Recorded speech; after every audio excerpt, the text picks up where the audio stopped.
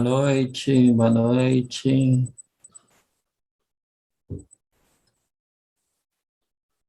Boa noite, Regina, boa noite. Dami, Perry, boa noite. Nós vamos já daqui a pouquinho abrir aqui, tá? Meus irmãos, minhas irmãs, muita paz Tá a bom. todos. Nós estamos, nos momentos que antecedem o início da reunião pública da Casa de Batuíra, instituição espírita localizada no município de São Gonçalo, estado do Rio de Janeiro. E hoje nós vamos ter como nosso convidado o nosso amigo César Perry, falando direto da cidade de São Paulo. E ele vai nos trazer um assunto muito especial. Vamos falar sobre Francisco Cândido Xavier e uma experiência na televisão, de divulgação, de vivência, de expansão do próprio conhecimento da doutrina espírita para o público leigo. Foi uma experiência maravilhosa, pela qual o movimento espírita passou, e o César hoje vai fazer um passeio sobre esse tema, que é Chico Xavier, dos programas Pinga Fogo, da TV Tupi, extinta TV Tupi de São Paulo. Então, vamos fazer uma viagem no tempo, vamos conhecer um pouco mais do trabalho maravilhoso de Francisco Cândido Xavier. boa noite. Boa noite. Nós lembramos que a Casa de Batuíra realiza um trabalho de relevo na área da assistência social. Temos a distribuição, nesse período pandêmico, de cestas básicas para atender a necessidade premente daquele público-alvo que participa de nossos trabalhos. Um universo de 600 pessoas são beneficiadas mensalmente com a nossa distribuição. Lembramos, então, a todos que estamos no nosso reunião pública da Casa de Batuíra. O nosso convidado terá 50 minutos para fazer a sua exposição. Depois nós vamos fazer a visualização terapêutica e a irradiação. 19 horas, vamos dar início aos trabalhos. A página de abertura é do livro Mais Luz, Chico Xavier, pelo Espírito Batuíra, e se intitula Na Viagem Humana. Estamos como quem atravessa mar proceloso, momentos difíceis e perigos à frente. Mas Jesus permanece no leme da embarcação. As mãos do Divino Mestre estão sobre as nossas. Confiemos. Antes de nossa prece, nós pedimos, por favor, para que feche o seu celular, feche os seus microfones. Por favor, feche os seus microfones e não os abram durante todo o trabalho. Muito obrigado. Vamos então à nossa prece de abertura dos trabalhos. Senhor Jesus, divino amigo, agradecemos imensamente a oportunidade do estudo que o Senhor nos concede esta noite. Pedimos que o Senhor possa abençoar o teu servo veio com tanto carinho trazer o fruto dos seus estudos, que possamos entender a mensagem e que possamos ser beneficiados por esse momento de reflexão. Se conosco, Senhor Jesus, guia-nos, protege-nos, hoje e sempre. Que assim seja, graças a Deus.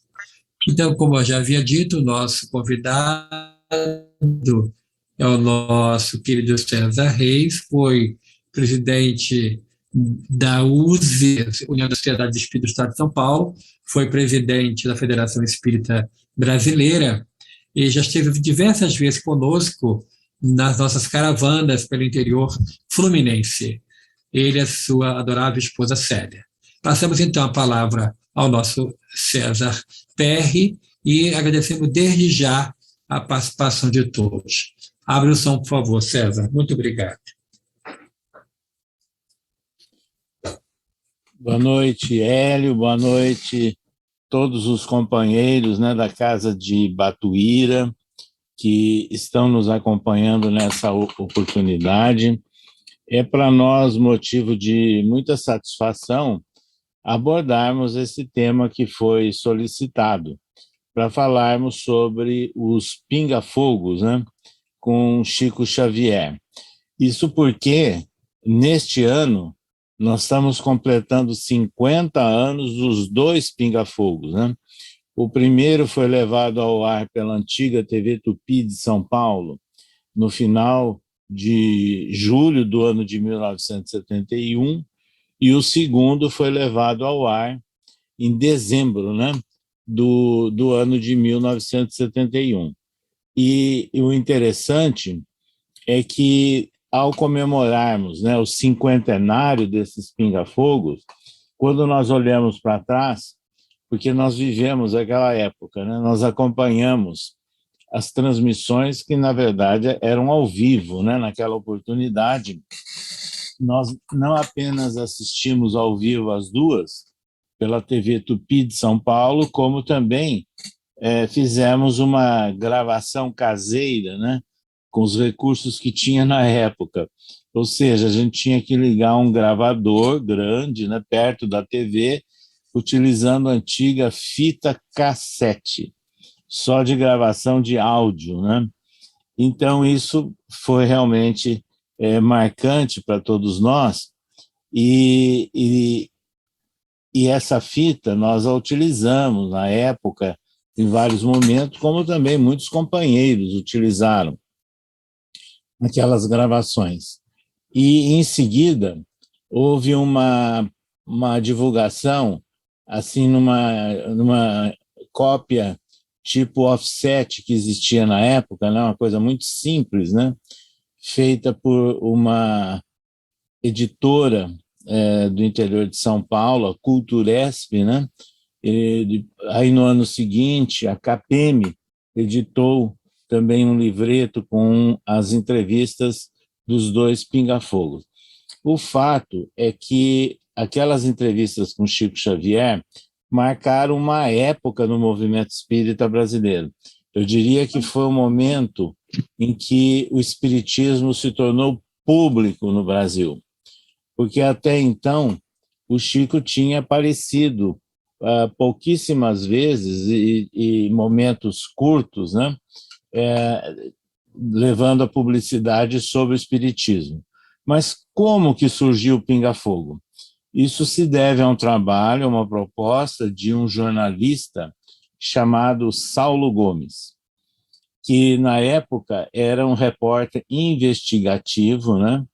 Ele vivia um período, inclusive, exilado fora do Brasil, e quando ele retornou, e ele estava começando o seu trabalho de repórter, ele procurou, imaginem, o grande jornalista brasileiro chamado Davi Nasser. Algumas pessoas devem se lembrar do Davi Nasser, né? Que escrevia, inclusive, semanalmente na revista O Cruzeiro. O Davi Nasser, ele e o Jean Manzon foram protagonistas de um episódio triste, mas ao mesmo tempo importante, com Chico Xavier.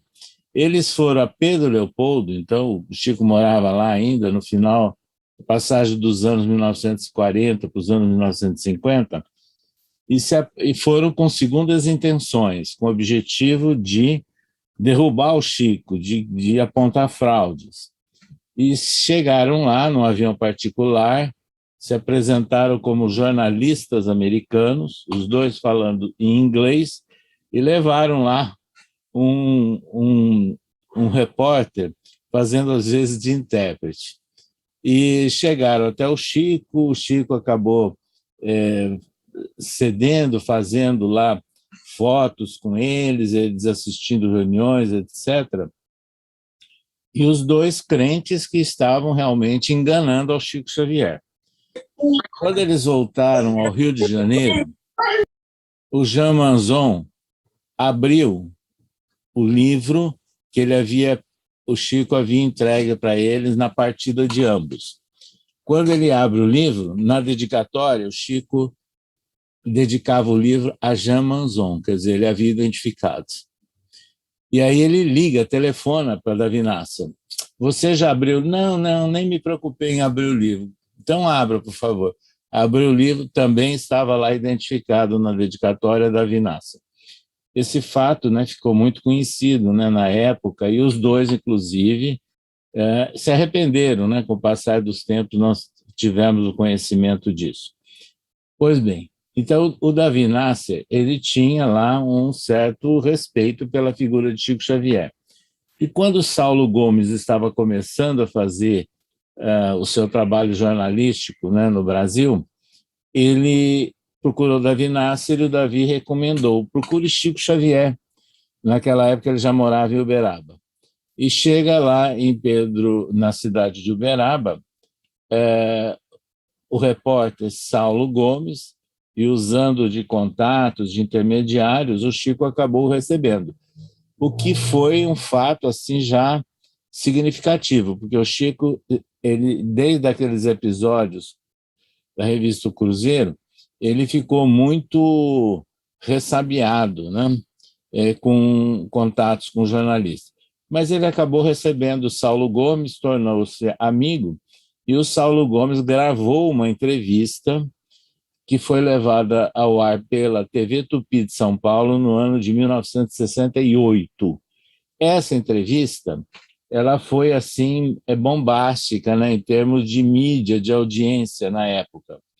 E o Saulo Gomes tornou-se amigo do Chico, e o Chico mantendo assim muita consideração com o Saulo Gomes. Aí o Saulo consegue convencer a direção do grupo, né, da TV Tupi, para fazer a entrevista com o Chico nessa série de programas que já existia na época, chamado Pinga Fogo. Eram entrevistas, né? Tinha uma bancada de jornalistas, intelectuais, convidados e com um convidado que era entrevistado.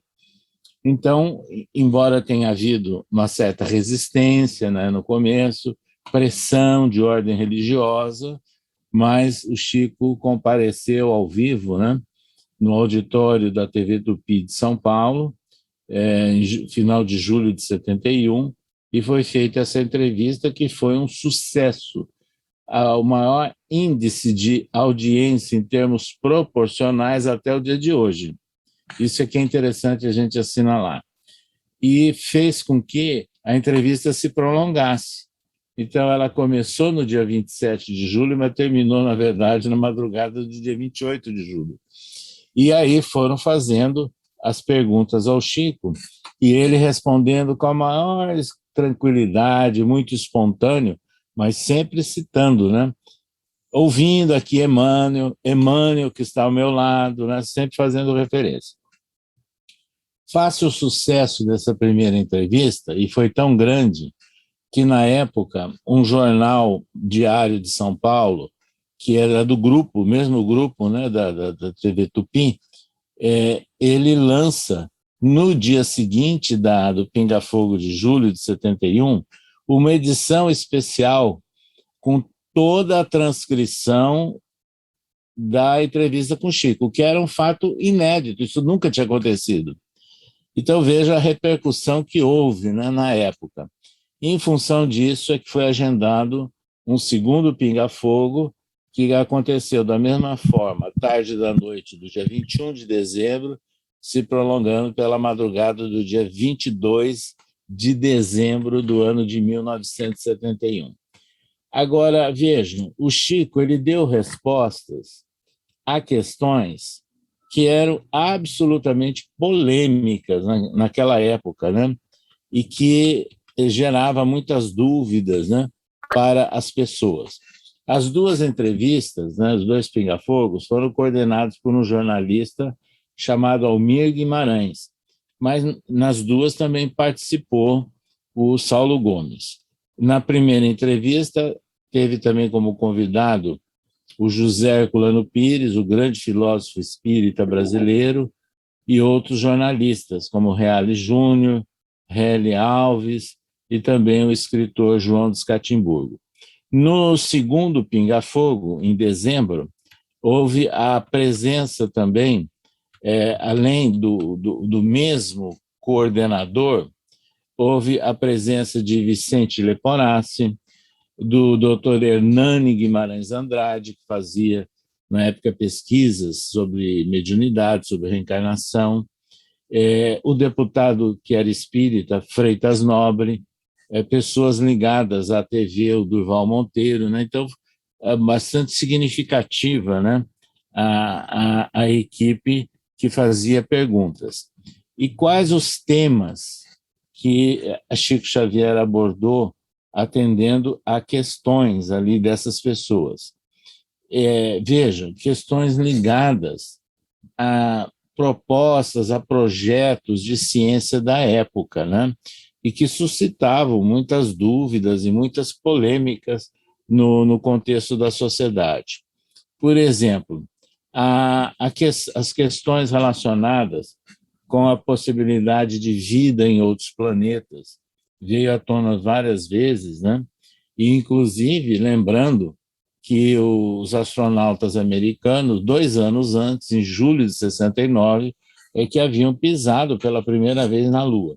Mas o Chico responde e fala ainda do futuro, né, que a Lua seria utilizada como uma base para futuras viagens interplanetárias e que lá seriam construídas cidades de vidro, a expressão que ele usa.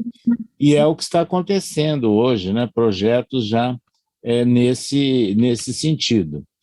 E também nós temos hoje, passados 50 anos, as prospecções de solo, tanto da Lua como em Marte, com presença de robôs, né? E o Chico já falava isso há 50 anos atrás. A reencarnação, que o Dr. Hernani fazia pesquisa seguindo um método do Dr. E. Stevenson, dos Estados Unidos, hoje aparece, né, esse projeto em várias universidades americanas, algumas europeias, aqui no Brasil, um núcleo de pesquisa da Universidade de Juiz de Fora. Um tema muito polêmico, né, e que não era aceito com facilidade na época, era a chamada vida em tubo de ensaio, a fertilização in vitro e inseminação artificial, que já se fazia estudos em animais, mas se questionava isso no homem. E o Chico respondeu afirmativamente. O Chico tem uma característica, ele sempre valorizou a ciência. Sempre ele deu respostas valorizando os esforços científicos. E interessante que ele deu essas respostas sobre a fertilização in vitro e inseminação artificial, que hoje é chamada reprodução assistida. Nós temos hoje isso como um protocolo praticamente comum, né? Não só no Brasil, como em vários países, e com crianças que são geradas dessa forma. E o interessante é que a entrevista foi em 71. A primeira bebê que nasceu fruto de uma fertilização in vitro, inseminação artificial, nasceu 7 anos depois, em 1978, lá na Inglaterra. Então, vejam, fatos assim que antecipavam, né, muitas informações. A mesma coisa aconteceu com relação aos transplantes. Lembrando que o primeiro transplante cardíaco no mundo foi feito na África do Sul pelo Dr. Barnard em 1967, 4 anos antes do Pinga-Fogo. E no Brasil, a primeira foi feita, o primeiro transplante cardíaco pelo Dr. Zerbini, em São Paulo, no ano de 1968. E o Chico, mais uma vez, respondeu valorizando esses esforços, dizendo, inclusive, que haveria, com o tempo, né, um controle da rejeição, que era o grande problema da época, e anunciando também que haveria um outro caminho, utilizando órgãos de plástico. Imaginem, 50 anos atrás. Hoje, nós temos os transplantes, não só do coração, como de vários órgãos, transplantes duplos, múltiplos, transplantes de partes de órgãos, né, de tecidos. Então, isso também faz parte de protocolos médicos hoje, bastante difundido nos hospitais brasileiros, inclusive. E a questão dos órgãos de plástico, quem não escutou falar hoje, por exemplo, das próteses, né, que são utilizadas na área da ortopedia e que envolve, às vezes, um material, a grosso modo, né, semelhante a um plástico, mas também de titânio, metal. E nós temos também as válvulas cardíacas e temos os famosos stents, né, que são mini implantes que são colocados dentro de artérias coronárias e que são flexíveis, permitindo, portanto, a pulsação da artéria e a passagem do sangue. E, com isso, hoje é uma técnica muito difundida e que substituiu, em grande parte, muitas cirurgias cardíacas, né, que eram dolorosas e complexas. Então, vejam, quanto progresso tem havido. Agora, a grande novidade, que é pouco divulgado ainda, já existe o coração de plástico mesmo, funcionando. Não é? Desde aquela época, começaram os estudos, as pesquisas, em algumas universidades e hospitais, inclusive no Brasil, e aqui em São Paulo, por exemplo, nós temos conhecimento que alguns hospitais já usam esse recurso em algumas condições, onde implantam, né, junto ao coração, uma parte de plástico que vai garantir a pulsação, mas ligado a um equipamento elétrico. No passado, isso era um equipamento inviável de ser utilizado fora de uma UTI. Agora, é um equipamento tão pequeno que cabe numa mochila. Então, o paciente que usa esse recurso, ele carrega com ele uma mochila. E ali é que existe a bateria, né, e o controle das ondas elétricas que levam ao funcionamento, a pulsação dessa parte de plástico implantada no coração. Então, vejam, 50 anos depois, as falas de Chico estão absolutamente atuais. E aquilo que era polêmica naquela época, hoje é, na verdade, algo que se torna bastante frequente no contexto da nossa sociedade. Mas ele respondeu também, de uma forma inédita na época, a questão da cremação de cadáveres, que também não era muito aceita, não é? Mas Emmanuel deu uma resposta muito interessante, recomendando que a cremação dos corpos fosse feita depois de passadas 72 horas do óbito, recomendando, obviamente, que aquele corpo fosse mantido congelado nesse meio de tempo, justamente para dar uma maior margem de tempo para o desligamento espiritual. E hoje, o que nós vemos? Em muitos cemitérios do Brasil, não é, a presença de crematórios, já como uma opção.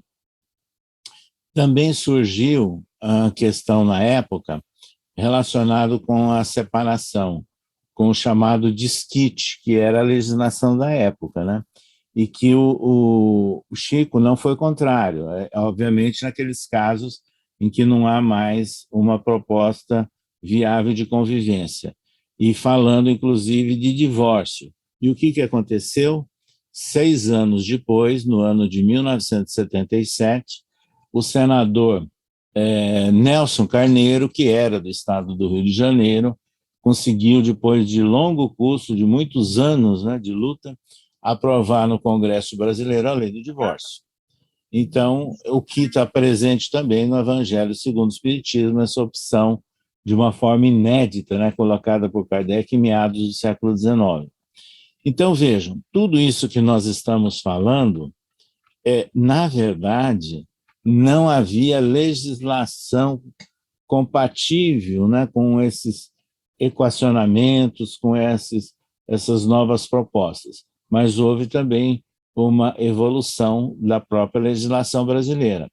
Então, hoje nós temos a legislação que cresceu muito de bioética, que determina, que orienta, né, sobre o momento em que pode ser retirado um órgão de uma pessoa que se encontra num estado terminal, as condições para transplante, as condições de fertilização in vitro, de reprodução assistida, tudo isso hoje presente na legislação brasileira.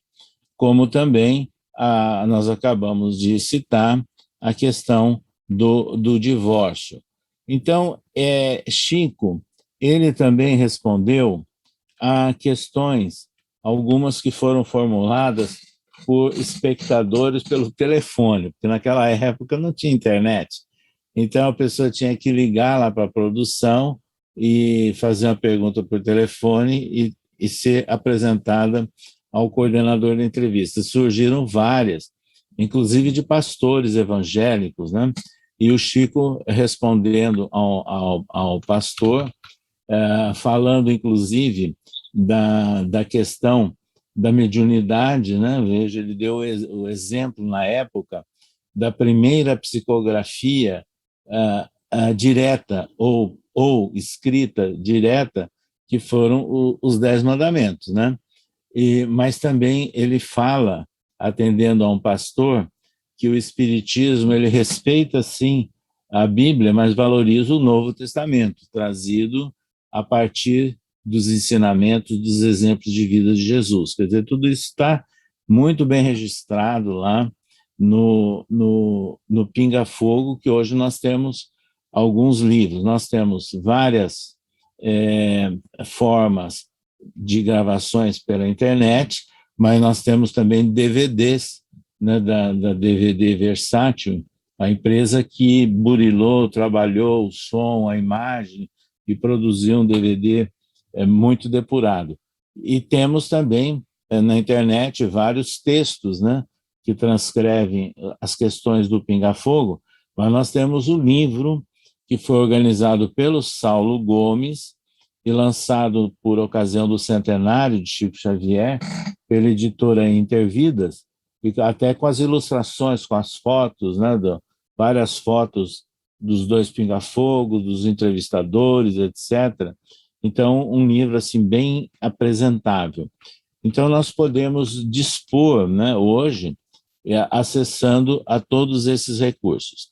O Chico também deu respostas interessantes, várias delas com questões doutrinárias, né, sobre prática da mediunidade, isso também aparece, mas o foco da entrevista era para o grande público, né? E esse chamariz é que é marcante, é interessante a gente lembrar sempre, porque foi isso que abriu caminhos, né? E o próprio Chico veio a ser convidado depois para ser entrevistado, visitar âncoras de vários programas de outras TVs que passaram a existir nos anos 1970 e 1980. Ele deu respostas também precursoras, né, mostrando do cuidado que o Espiritismo tinha que ter no relacionamento com o bandismo, de respeitoso diálogo e consideração com o bandismo, como também com várias agremiações religiosas. E lembrando que em 63, né, o Papa João XXIII que começou com o Concílio Vaticano II e que foi terminado pelo Papa Paulo VI, então era muito recente, criando a ideia do ecumenismo. Mas mais amplo que o ecumenismo foi o que se desenvolveu mais recentemente, são os diálogos interreligiosos. Então o Chico já valorizava esse relacionamento com as várias religiões. Mas, vejam, tem muito material, muita coisa interessante que nós encontramos, né, nos textos e nas gravações dos dois programas Pinga Fogo com Chico Xavier, e que nós vamos também lembrar que fizeram perguntas, né, sobre a chamada transição planetária, a evolução do homem, né, os progressos da civilização, várias perguntas. E o Chico deu respostas muito ponderadas e cuidadosas. Prestem atenção no que eu estou falando. Cuidadosas e ponderadas. Ele não deu data nenhuma e não deu prazo nenhum. Então, eu vou até ler aqui um trecho, quando perguntaram a ele sobre essas questões ligadas ao progresso da civilização, a situação do mundo. Então, ele disse que, sim, haverá um grande progresso, mas o que ele dizia? Se nos próximos 50 anos o mundo não entrasse numa grande guerra, porque naquela época nós vivíamos ainda o período da Guerra Fria e era considerada quase que iminente uma guerra nuclear, né? Mas o que ele respondeu? Mas haverá o preço da paz. Se pudermos, respondeu Chico, nos suportar uns aos outros, amar uns aos outros, seguindo os preceitos de Jesus, até que essa era prevaleça. Provavelmente no próximo milênio. Ele estava assim, como era 1971, o próximo milênio, iniciaria 30 anos depois, no ano de 2001. Então, é o milênio que nós estamos agora. Agora, veja bem, próximo milênio, não sabemos se no princípio, se nos meados ou se no fim. O terceiro milênio nos promete maravilhas, mas se o homem filho e herdeiro de Deus também se mostrar digno dessas concessões. Senão, vamos aguentar nós todos, talvez com as estacas zero ou quase zero, para recomeçar tudo de novo. Então, o Chico, ele foi muito cuidadoso nessa resposta, né? Falando dessa época de transição que pode se prolongar, né? Por um tempo que a gente não imagina a duração de tudo isso. Então, isso nos faz recordar de Jesus, né? Porque o Chico seguia sabiamente os ensinos emanados do Novo Testamento. E Jesus disse, buscai primeiro o reino de Deus e a sua justiça. E ele disse também, amai aos vossos inimigos e orai pelos que vos perseguem. Sede vós perfeitos, como é perfeito o vosso Pai Celestial. Vejam, portanto, né, amigos da Casa de Batuíra, quanto material que nós podemos encontrar nos textos e podemos encontrar nas gravações desses programas Pinga Fogo com Chico Xavier. E, recentemente, né, no começo deste ano, nós, atentando para o cinquentenário, né, uma data marcante dessas entrevistas que representaram um marco, né, na história da comunicação, na história da divulgação da mensagem espírita em nosso Brasil, nós começamos a refletir sobre isso e verificamos que os temas estão atuais. Então, o Chico deu respostas tão cuidadosas e tão sábias, obviamente que orientado por Emmanuel, como ele sempre fez referência, mas que são temas que estão presentes, são atuais, não é? Então, há um subsídio que nós temos que valorizar. De nossa parte, nós escrevemos, inclusive, uma série de 3 artigos que saíram publicados em agosto, em julho, agosto e setembro, na Revista Internacional de Espiritismo, a RI. E também montamos uma programação de estudo semanal sobre os temas principais do Pinga Fogo, no Centro de Cultura, Documentação e Pesquisa Espírita, aqui de São Paulo, e onde nós coordenamos esse estudo de uma maneira virtual. Então, vejam, na nossa ideia, nós temos que valorizar a vida, a obra de Chico Xavier, livros tão magníficos, né, nos sugerindo para que tenhamos uma visão detalhada dos textos que são a origem do Espiritismo, que são os textos de Allan Kardec. E o Pinga Fogo, ele entra nessas questões da atualidade. Por isso, meus amigos, nós achamos realmente bastante oportuno nós valorizarmos, ao ensejo dos 50 anos dos 2 programas Pinga Fogo essa sugestão para que estudemos, para que valorizemos todo esse material que se encontra disponível entre nós. E aí nós vamos encontrar que, dentro da própria obra psicográfica de Chico Xavier, nós vamos encontrar textos correlatos, né, e que vão permitir o aprofundamento dos nossos estudos.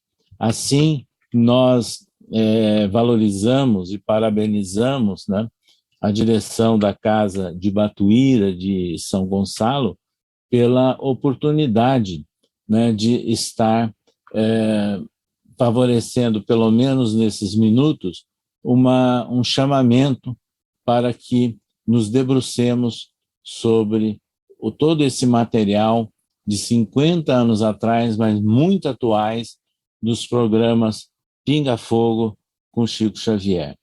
Então, nós agradecemos ao Hélio, agradecemos a todos vocês o fato de estar nos acompanhando e desejamos, né, que possamos, ao valorizarmos esses estudos, ao valorizarmos essas contribuições magníficas, né, deixadas, registradas por Chico Xavier, a gente possa encontrar sempre momentos para reforçar a nossa convicção espírita, para reforçar, inclusive, a nossa visão, a nossa perspectiva de rumos para os momentos tão complexos, né, que nós vivemos no nosso mundo e no nosso país.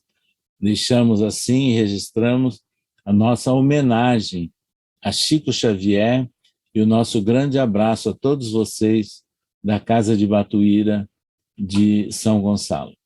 Muito obrigado a todos. César, nós agradecemos, e como temos alguns minutos ainda, eu gostaria que você falasse mais uma vez desse primeiro encontro com Francisco Cândido Xavier, que é um momento muito oportuno, muito interessante para que todos nós possamos aprender um pouco mais sobre Chico Xavier. Relata para nós aquela ida que você foi lá, que você conheceu ele, depois você retornou com a sua esposa, por favor. Olha, nós tivemos assim um encontro muito rápido com o Chico, de passagem, nos primeiros dias de abril de 1971, na Fundação Marieta Gaia, no Rio de Janeiro, acompanhando um tio que estava enfermo, médico, e nós estávamos nos preparando para ir para a Inglaterra, onde esse tio seria submetido a um tratamento. Não foi um encontro assim muito rápido. Depois, né, lá da Inglaterra, mantivemos muita correspondência com o Chico, e retornando, nós fomos um dia a Uberaba, né, lá na Comunhão Espírita Cristã, junto com a Célia, e levávamos, às vezes, convidados. E o Chico nos convidou para ir na residência dele, que ele morava numa quadra atrás da Comunhão Espírita Cristã, que é a casa que existe até hoje. Então, nós estivemos lá com ele muito alegre, muito expansivo, espontâneo. Aí ele nos chamou e pediu que fôssemos até o quarto dele. E lá no quarto, ele pediu desculpas, né, por nos chamar para esse diálogo, e ele nos abraçava e falava da felicidade de reencontrar o Senhor. Imagina, eu era um jovem, né? Jovem eu sou até hoje, mas naquela época eu tinha o quê? 23 para 24 anos, né? E ele falando, né, com todo respeito, de reencontrar o Senhor, e foi muito atencioso, e abraçou, estimulou, não é? Recomendando assim generalidades sobre as atividades. Então isso ficou muito marcado, né? E de outras vezes ele repetiu muitas vezes esse convite para nós irmos à casa dele, né? E ele era muito alegre, muito espontâneo e bem no estilo mineiro, né? Porque a gente ia às vezes à tarde lá e ele servia uma farta mesa de lanche, né? Com todos aqueles quitutes que ele ganhava e que algumas pessoas iam na casa dele e faziam, né? Então, o Chico, para nós, sempre foi motivo de muita alegria, né? Reencontrá-lo e de aprender muito com a pessoa humana que ele era, né? É verdade que ele não ficava com nada daquilo que ele ganhava, ele passava adiante, presente que ele Exatamente, ganhava. exatamente. Nós acompanhávamos a pedido dele todo o atendimento dele junto às filas, né? Primeiro na comunhão espírita cristã, depois no grupo da prece. Pedia que a gente ficasse próximo para escutar o que ele comentava, o que ele dialogava com as pessoas. E com isso nós aprendemos muito. E o que a gente via? As pessoas na fila sempre traziam alguma coisa e entregava, colocava na mão do Chico, deixava em cima da mesa, ou botava no bolso do paletó dele, que ele sempre usava paletó, né?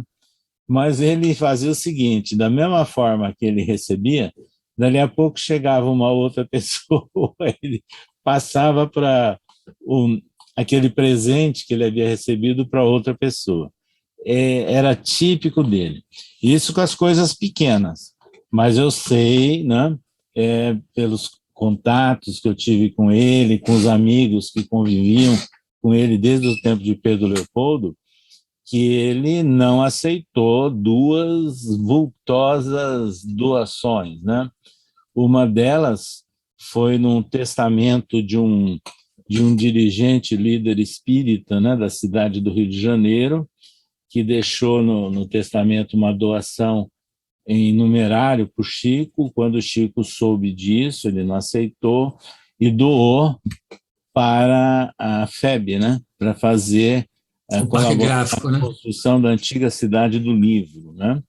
E a outra Beleza. aconteceu no período que ele estava lá em Uberaba já, trabalhava na Comunhão Espírita Cristã. Aí uns amigos dele, de Goiás, fizeram uma escritura no interior de Goiás, colocando uma fazenda, uma propriedade agrícola, né? Não é fazenda de tecido, não, uma propriedade agrícola em nome do Chico. Quando o Chico recebeu essa escritura e soube, ele não aceitou de forma nenhuma. E houve, inclusive, alguns momentos, né, que são históricos, isso é bom a gente saber, porque muitos quiseram convencer o Chico que ele não precisava aceitar em nome dele, mas ele poderia doar para uma instituição, porque isso poderia render para a instituição. Ele falou, de forma nenhuma, porque isso caracterizaria que ele estaria sendo beneficiado pelos atendimentos que eu faço. Sabe o que ele fez? Ele pegou um amigo que eu conheci, né, que tinha carro, que dava toda a retaguarda ao Chico lá em Uberaba, foram para essa cidade do interior de Goiás e procuraram se informar quais as instituições filantrópicas na cidade pequena, da cidade da região, que poderiam ser beneficiadas com a fazenda. E aí ele encontrou, mas não tinha sociedade espírita ali naquele pedaço. Ele doou, inclusive, uma instituição católica. Aí ele compareceu ao cartório e fez a escritura de doação para essa instituição católica. Então, isso é importante a gente lembrar, né, desse desprendimento, dessas características de Chico Xavier, das coisas pequenas às coisas grandes, né, como eu acabei de citar. César, e também essa questão dos detalhes que vinham através das comunicações. Na fila, as pessoas falavam para ele detalhes do desencarnado, ou ele perguntava, como é que funcionava isso? Não. Ele apenas ele pedia o nome, né? As pessoas davam o mínimo de informação e ele não ficava indagando e ninguém anotando, não, sabe? Esses dados todos sobre os familiares. E também as mensagens, as chamadas cartas familiares, elas não surgiam necessariamente na mesma reunião em que as pessoas compareciam, umas sim e outras não. Então, eu sei de casos, né, eu vi casos, inclusive, vários, né, de mensagem desse tipo, que elas surgiram depois de, às vezes, ano, né, da pessoa indo ao Chico, e aí surge a mensagem do espírito familiar, mas ele não ficava coletando dados, não. Então era algo essencialmente autêntico, né, César? Autêntico. Não tinha como dizer que ele tinha algum tipo de influência, né? Não, não tinha, não. E, inclusive, teve uma pessoa de São Paulo, Paulo Severino, que era irmão da doutora Marlene Severino Nobre. Ele fez um estudo sobre alguma dessas cartas familiares e publicou um livro na época, no final dos Nossa anos. Vida no Além. Isso. Eu falo muito desse livro. Ele pegou a mensagem e depois ele foi entrevistar a família, foi checar os dados e, em média, ele encontrou 21 pontos de identificação entre aquilo que o espírito escrevia com episódios, datas, fatos da família que eram informados na mensagem. É por isso que as famílias tinham a certeza que era o espírito comunicante, né? Ele não fazia nenhuma distinção religiosa entre as pessoas que Também iam não. lá, né? Judeus iam também, católicos. Inclusive, eu conheci, né, um casal de judeus de São Paulo, ele, médico, bastante conhecido na capital paulista, era ortopedista, Dr. Davi Muscati. Sim. E o casal era vinculado à sinagoga em São Paulo, muito ativos, né? Mas desencarnou um filho de uma forma assim muito rápida. Roberto. O Roberto, exatamente. Roberto, 15 aninhos. E aí depois eles entraram em desespero, o doutor Davi, em desequilíbrio total, até parou de trabalhar num período, e depois, atendendo a recomendações de familiares e amigos, eles acabaram indo ao Chico. E depois de algumas vezes que eles foram ao Chico, o Roberto Muscati, o filho, escreveu. E ele escreve dando informações internas da sinagoga, de ritos, né, judaicos, escreve algumas palavras, né, em Yiddish, inclusive, e isso foi muito interessante. E o doutor Davi e a esposa mantiveram a ligação com a sinagoga e o trabalho deles. Não se afastaram da sinagoga, mas passaram a ajudar, né, várias instituições filantrópicas, inclusive espíritas, né? Então, o Chico respeitava muito, ele nunca recomendou que ninguém deixasse essa ou aquela religião, mas ele deixava sempre no livre-arbítrio, esclarecia e respeitava a posição de cada um, né? Inclusive um padre, né, que não sabia do padre. Não sabia, não? Não, do padre não. É um padre, Sebastião, muito amigo do Chico, lá de Uberaba, conhecido na cidade, e que nos anos 1960, logo que o Chico mudou para Uberaba, ele se tornou muito amigo do Chico. E um detalhe, hein? Ele passou a assinar a revista Reformador da FEB naquela época, o padre. Aí chegou num determinado ponto que esse padre procurou o Chico e perguntou a ele: "Ô Chico, você acha que eu deveria deixar a batina e me dedicar ao espiritismo?" O Chico falou: "Não, de forma nenhuma. Você tem que manter essa sua compreensão e fazer o trabalho onde você está." Que beleza, hein? É Fantástico, né? Conviver com ele foi uma experiência muito única na sua vida, não foi? Foi marcante e eu valorizo muito, né? Porque foi marcante. Olha, César, muito obrigado, viu, pelo seu verdadeiro testemunho, né, de convivência, de amizade e desse trabalho especial que Francisco Cândido Xavier fez em prol, inclusive, da divulgação da doutrina espírita através desses 2 programas de televisão que, infelizmente, não são tão lembrados nos dias de hoje. Então, nós, a Casa de Batuíra, fizemos a questão de convidá-lo para falar sobre isso, devido, inclusive, à data tão especial, cinquentenário desses 2 programas, e também para que o povo não esqueça de Chico Xavier. O trabalho desse homem não pode ser esquecido. Ele doou-se em favor da divulgação e da vivência do Espiritismo. Um caso raro, quase que único na história do movimento espírita no mundo. Ele teve a sua vida completamente tomada pela tarefa e não tinha hora nem dia. Ele socorria sempre. É um exemplo para todos nós, para que possamos sair da nossa zona de conforto e irmos em encontro daquele que sofre. Que esse é o exemplo que eu tiro da vivência, daquilo tudo que eu ouvi você falar sobre Francisco Cândido Xavier. Muito obrigado, César. Convidamos agora todos para fazer a nossa visualização terapêutica e a irradiação. Vamos então fechar os olhos, eu que agradeço. Vamos fechar os olhos, vamos imaginar que estamos entrando na Câmara de Passes e somos recebidos pelo querido benfeitor Batuíra, benfeitor tão querido, dirigente da nossa casa, ele que nos ensina sobre o trabalho. Ele diz em nossos ouvidos: Deus é amor. Tudo passa.